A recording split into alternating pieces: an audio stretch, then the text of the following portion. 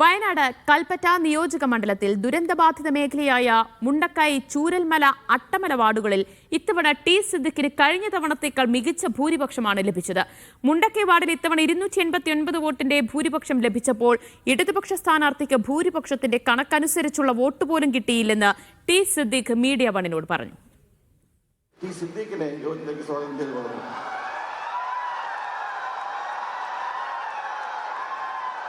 Township ഉദ്ഘാടന വേളയിൽ ആശംസാ പ്രസംഗത്തിനെത്തിയ ടി സിദ്ദിഖിന് വേദിയിൽ നിന്ന് നിർത്താതെയുള്ള കൂവലാണ് ഏൽക്കേണ്ടി വന്നത്.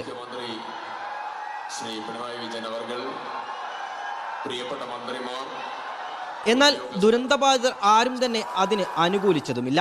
നിയമസഭാ തെരഞ്ഞെടുപ്പിൽ സിദ്ദിഖിന് കഴിഞ്ഞ തവണത്തേക്കാൾ ഭൂരിപക്ഷമാണ് ഈ മേഖലയിലെ ബൂത്തുകളിൽ ലഭിച്ചത്. കഴിഞ്ഞ തവണ അട്ടമലയിൽ 89, ചൂരൽമലയിൽ 136, മുണ്ടക്കൈയിൽ 150 എന്നിങ്ങനെയായിരുന്നു ലീഡ്. എന്നാൽ ഇത്തവണ നിരവധി പേരുടെ ജീവൻ പൊലിഞ്ഞ ദുരന്തത്തിനു ശേഷം ഇരട്ടിയോളം വോട്ടുകൾ വർദ്ധിപ്പിക്കാൻ സിദ്ദിഖിനായി. അട്ടമലയിൽ 172, ചൂരൽമലയിൽ 239, മുണ്ടക്കൈയിൽ 289 എന്നിങ്ങനെയായിരുന്നു ലീഡ്. സ്ഥാനാർത്ഥിക്ക് ലഭിച്ച വോട്ടിനേക്കാൾ തനിക്ക് ഭൂരിപക്ഷം ലഭിച്ചെന്ന് ടി സിദ്ദിഖ് മീഡിയ വണ്ണിനോട് പറഞ്ഞു.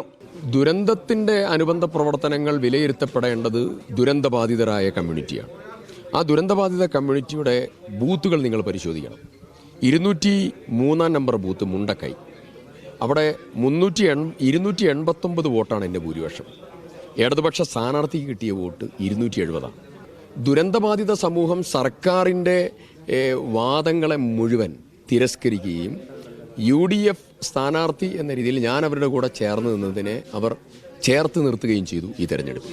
ദുരന്തബാധിതർ ഇനിയും നിരവധി പ്രശ്നങ്ങൾ നേരിടുന്നുണ്ടെന്നും സർക്കാർ ലിസ്റ്റിൽ നിന്ന് ഇപ്പോൾ പുറത്തുള്ള ആളുകളെ ഉൾപ്പെടുത്തുന്നതടക്കമുള്ള നടപടികൾ വേഗത്തിലാക്കുമെന്നും ടി സിദ്ദിഖ് പറഞ്ഞു.